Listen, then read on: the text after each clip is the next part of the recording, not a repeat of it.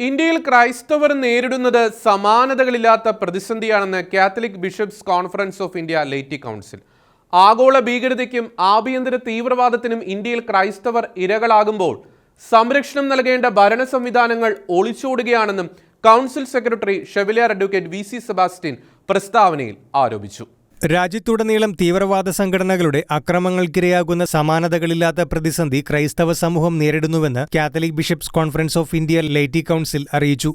ആഗോള ഭീകരതയ്ക്കും ആഭ്യന്തര തീവ്രവാദത്തിനും ഇന്ത്യയിൽ ക്രൈസ്തവർ ഇരയാകുമ്പോൾ സംരക്ഷണം നൽകേണ്ട ഭരണ സംവിധാനങ്ങൾ ഒളിച്ചോടുകയാണ്. ഇന്ത്യയുടെ വിവിധ സംസ്ഥാനങ്ങളിൽ ക്രൈസ്തവ വിശ്വാസികൾക്കും ദൈവാലയങ്ങൾക്കും സ്ഥാപനങ്ങൾക്കുമെതിരെ അക്രമം അഴിച്ചുവിടുമ്പോൾ സർക്കാർ നിഷ്ക്രിയത്വം തുടരുന്നത് നിരാശയും വേദനയും ഉളവാക്കുന്നു. മതപരിവർത്തന നിരോധനത്തിന്റെ മറവിൽ ക്രൈസ്തവർക്കു നേരെ സംഘടിതവും ആസൂത്രിതവുമായ ആക്രമണ പരമ്പരയാണ് രാജ്യത്ത് അരങ്ങേറുന്നത്. ക്രൈസ്തവ വിശ്വാസികളെ ഭീഷണിപ്പെടുത്തി മതപരിവർത്തനം ചെയ്യുന്നത് ആസാമിൽ നിത്യസംഭവമാണ്. അരുണാചലിൽ വിവിധയിടങ്ങളിൽ പ്രാർത്ഥനാ സമ്മേളനങ്ങളും ആരാധനകളും നിരോധിച്ചു. ഡൽഹിയിൽ ക്രൈസ്തവ പുസ്തകശാലയ്ക്കെതിരെ അക്രമം. യു.പി., ഛത്തീസ്ഗഡ്, ഝാർഖണ്ഡ്, കർണാടക എന്നീ സംസ്ഥാനങ്ങളിലും തീവ്രവാദ സംഘടനകൾ അക്രമങ്ങൾ അഴിച്ചുവിടുമ്പോൾ സർക്കാർ സംവിധാനങ്ങൾ നോക്കുകുത്തികളാകുകയാണെന്നും CBCA ലേറ്റി കൗൺസിൽ പ്രസ്താവനയിൽ വിശദമാക്കി. ആഗോള ഭീകര പ്രസ്ഥാനങ്ങളുടെ അടിവേരുകൾ കേരളത്തിലാണെന്നുള്ള UN കണ്ടെത്തലും ആശങ്കയുളവാക്കുന്നതാണ്.